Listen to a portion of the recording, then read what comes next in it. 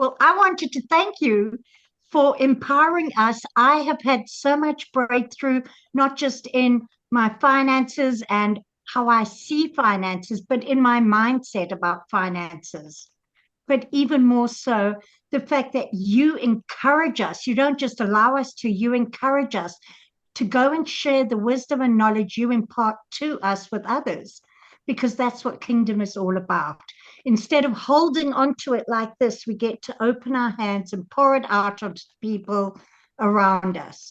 And I want to thank you for that, for the seeds that you plant in us that we get to plant in others. So it's like a creeper growing. It's not just one tree growing, it's a whole valley growing out of what you teach.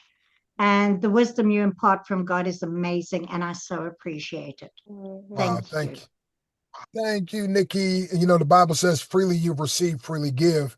And I always tell people, man, the scripture says, can receive nothing except to be given them from above. So any ideals and concepts I get, it comes from God.